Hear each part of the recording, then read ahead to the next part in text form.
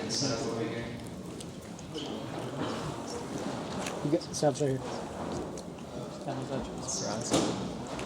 here. What is he doing? Trying to get IMAX. Alright. بسم الله. عن أبي هريرة رضي الله تعالى عنه قال قال رسول الله صلى الله عليه وسلم لا تحاسدوا ولا تناجشوا ولا تباغضوا ولا تدابروا ولا يبع بعضكم على بعض وكونوا عباد الله إخوانا. المسلم أخو المسلم لا يظلمه ولا يخذله ولا يكذبه ولا يحقره. التقوى ها هنا. بحسب امرئ من الشر أن يحقر لأخيه المسلم. كل المسلم على المسلم حرام دمه وماله وعرضه. رواه Muslim. So this is a lengthy narration in the past few narrations, but it's a very beautiful one, obviously, and it's packed full of meaning. It's narrated by Abu Hurairah that the Prophet ﷺ said that do not be jealous of one another, and do not inflate prices for one another, and do not hate one another, and do not turn away from one another, and do not undercut one another in trade, but rather be slaves of Allah and brothers. A Muslim is a brother of a Muslim. He does not oppress him, nor does he fail him, nor does he lie to him, nor does he hold him in contempt. The taqwa is right here. And the Prophet ﷺ pointed to his chest 3 times. It is evil enough for a man to hold his Muslim brother in contempt. The whole of a Muslim is prohibited for another Muslim, his blood, his property, and his honor. This was narrated by Imam Muslim. So this is obviously a very full-packed hadith, and there's a lot to learn from it. So we'll just kind of get right into it. But Imam Nawawi mentions that this is essentially, it's bringing different aspects of brotherhood and sisterhood and building the foundations for a society. All that's found in this hadith here. So the first part, it says, don't be jealous of one another. And we know that jealousy is, the first sin. It was a sin that was committed by Iblis towards Adam. Iblis was jealous of Adam. He had that hasad. And what is jealousy itself? Like, it's very important to kind of define these terms. So there's different definitions that people have kind of proposed. Imam al-Rajani, for example, defines jealousy as the desire that some person loses that blessing or bounty that's given to them. And the idea is that jealousy is really a disease. It's really the reason that it's so sinful or so evil is because at the fundamental level, if you really break it down, jealousy is you being displeased with how Allah has distributed things. You think that you know how to distribute things better than Allah does, or that you deserve something more than someone else does, just because of that selfishness that you have. And so at the end of the day, it's really kind of a disagreement with the decree of Allah, which is why it's such a huge deal to have that kind of jealousy in your heart. And in the Quran, Allah says that we are the ones who distribute, and so it's just like a very important concept that Allah is the one who provides rizq for everyone, whether you like individually or not. And everybody's given in certain things and has deficiencies in certain things in their lives. And so it's very easy to kind of compare in different aspects of your life and quickly get jealous. But what's important here is the word hasad that's used here really means kind of there's 2 elements to it. So there's a hasad. Hasad essentially means that you wish that someone else, like you're so jealous that you wish someone else didn't have that thing. But even within that, there's 2 levels. You can be so jealous of someone that you wish that they lost it so that you can gain it. Or you can be so jealous from someone that you wish that they lost it just for the sake of them losing it. Like you just don't like them that much that you just want them to lose it even if it doesn't give you anything in return. And so both of those are evil forms of jealousy. But that last one is an even more evil form because it's just purely out of kind of wishing harm for someone else. And so there's 2 things that here the scholars mention that truly destroy any human being, and the first being jealousy. The best example of that is Iblis. Even if he's not a human being, he's like the best example of how jealousy can really take you down the wrong path.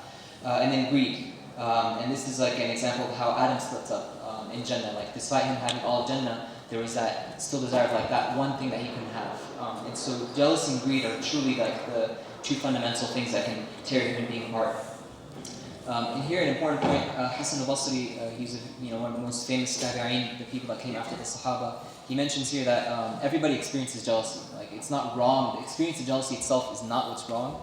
The difference is how we respond to that feeling, that desire.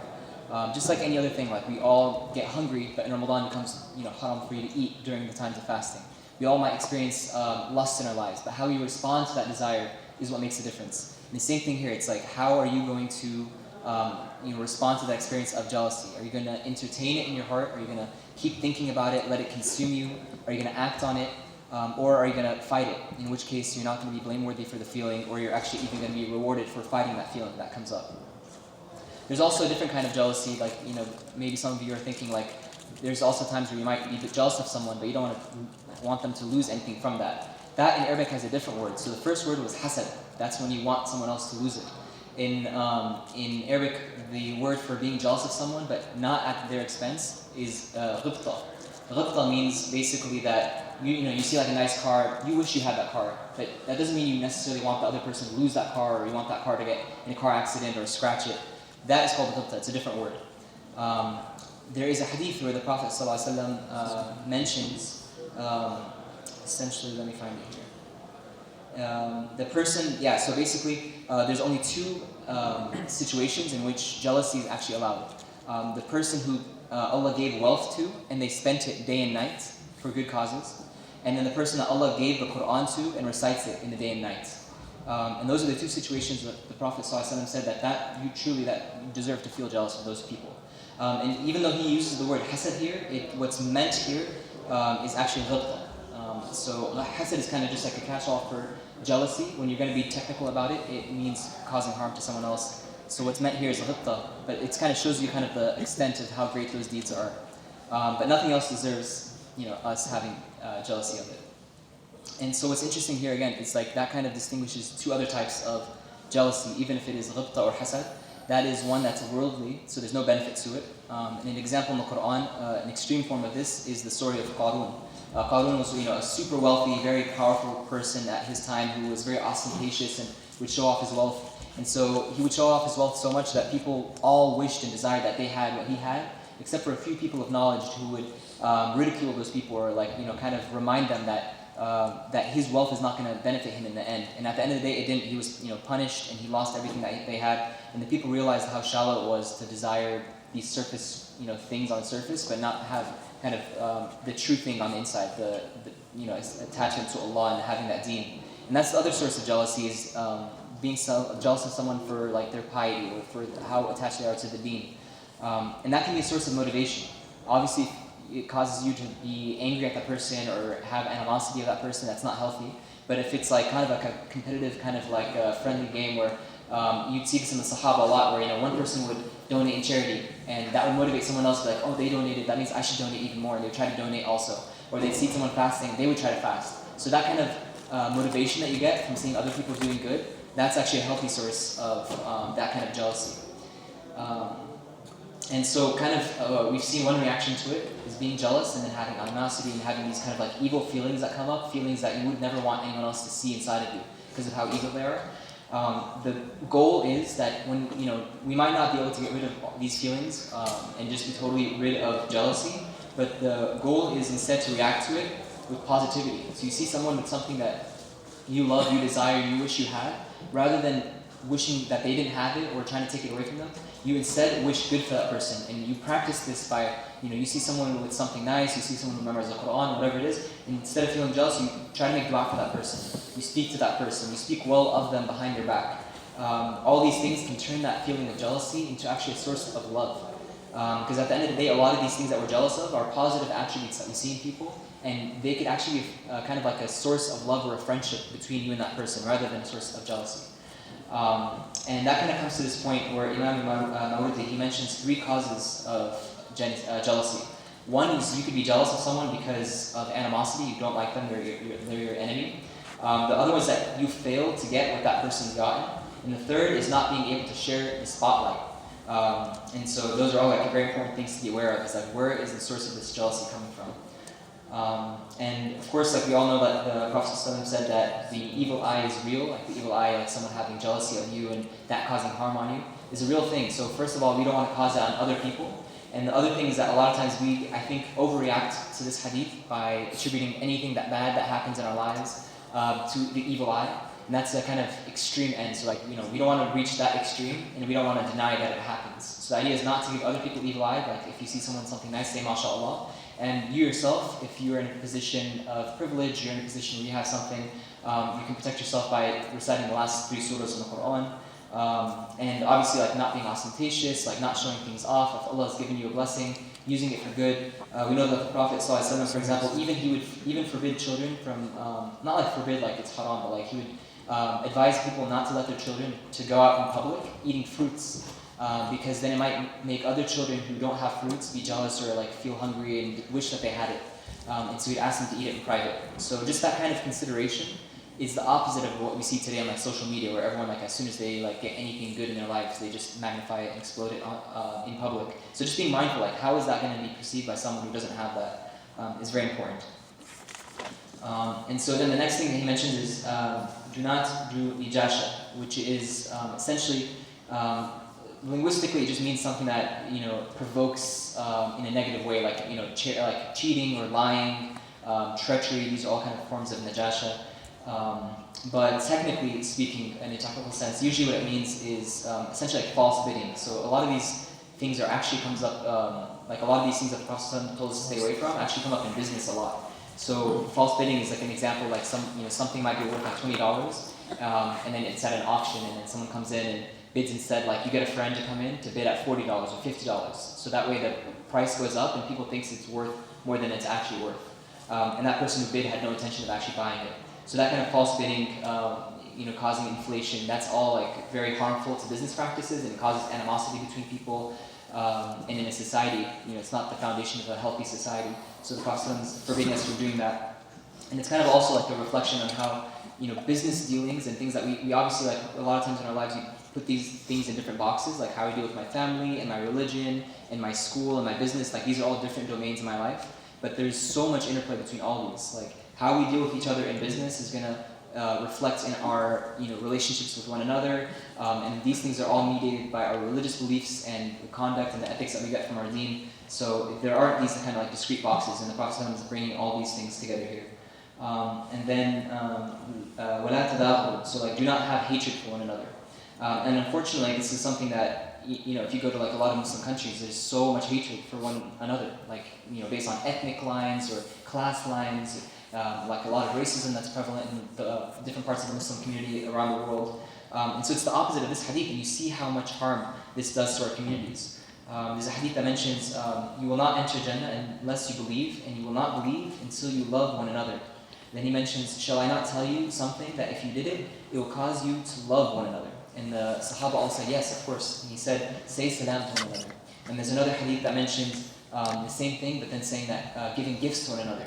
And another one that mentions shaking hands and smiling at your Muslim brother or sister, or actually your Muslim brother if you're a brother and your sister. Don't shake hands with sisters, brothers. But basically it's like doing these things can all spread love within the community. So it's like very practical, very simple things that we can all do. And then the Prophet said that, shall I not tell you of something that is greater than salah, siyam, or sadaqah, that's better than prayer, fasting, or giving a charity? And the Sahaba said, of course. And the Prophet said, mending bonds or relationships between people. As for the person who causes harm and breaks relationship, it will be as if they shaved off their good deeds. So imagine like taking a razor on someone's head and just like completely bald. Like that's how their good deeds are going to be completely gone. If they break people's relationships with one another, cause hatred, and like spread bad rumors. And it shows you how important that concept of a relationship is in Islam. And then the next thing is وَلَا تَدَابُرُوا, do not turn your back to one another. The dubur is the back of somebody. It says like, do not turn your backs to one another. And so essentially, like, there's another hadith that kind of expands on this, and it mentions it's not permitted to stop talking to another brother out of anger for more than 3 days. And the first to break with silence is the better of the two. So the important thing here is, first of all, when I keep saying brother. This applies to brothers and sisters. This is kind of like the language that's used. But this applies universally for all Muslims. But it's very important here to see like how you're not, even if you get angry at someone else, like you can't stop talking to them for more than 3 days. Then you start actually incurring sin, unless it's like a very special, egregious case. And so again, it shows you like the importance of not turning your back to one another and having that brotherhood.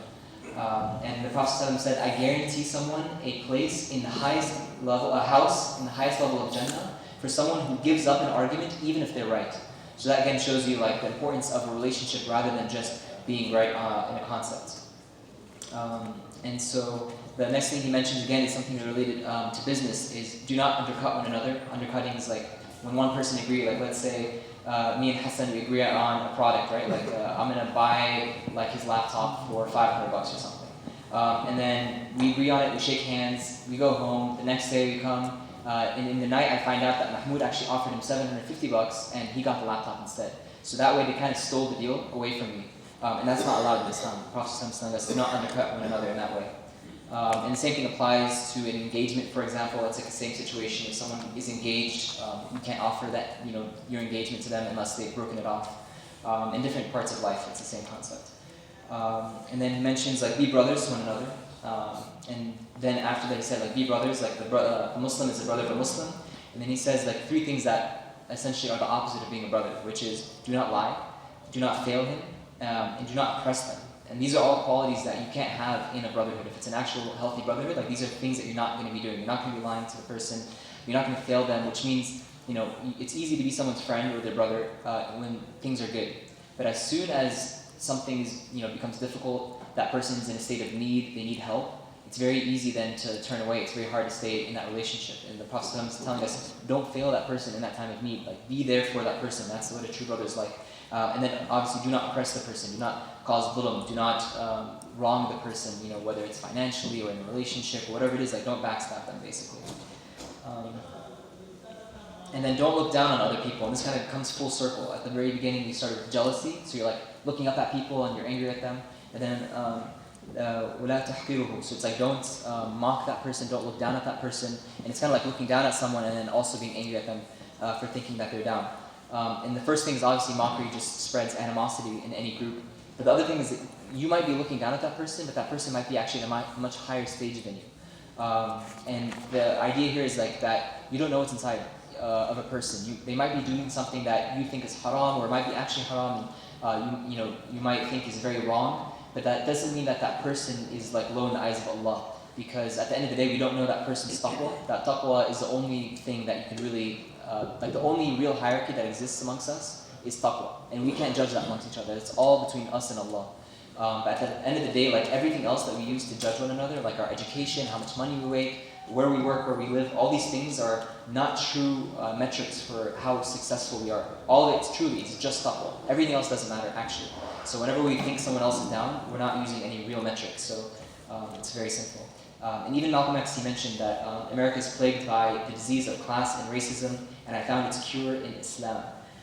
But if the cure really is in Islam, and it's there to be found even in the modern day, then why don't we see this cure being implemented in our communities? Like, why do we still see racism and hatred in our communities? Why don't we have that kind of brotherhood? Why do we still have people who are seeking help and we're not giving it to them? That means that there's kind of a disconnect between these hadith, these teachings that we have, and what we're actually implementing. And just to wrap it up, the last point here is the blood of a Muslim, or like everything of a Muslim is haram. So it's like their blood, their honor, and their wealth. And these kind of come to the points of what the whole point of Sharia is. Sharia is like the body of rulings inside of Islam. And the Sharia have maqasid, like kind of foundations. And their foundations are really to do 5 things. It's to protect someone's deen, their religion. It's to protect their nafs, their body. To protect their aql, their mind or their intellect. To protect their mal, which is their wealth or property. And to protect their nasab, which is their lineage or their family, or their heritage. So those are 5 things that the whole Sharia, the whole corpus of laws, all the things you're supposed to do, the halal, the haram, all that stuff is trying to preserve these 5 things. And they're kind of encompassed here with Prophet saying that these 5 things are protected for another Muslim, so don't trespass on these things. And so that's this hadith, that's the end of this hadith. But the idea here is that this is kind of a vision for how a healthy society should look. So any difference that we see in our world, in our community, that's different than this, is because we're not implementing this hadith and we're not acting upon this hadith. So inshallah, may Allah allow us to be amongst the people who implement this hadith, act on this hadith.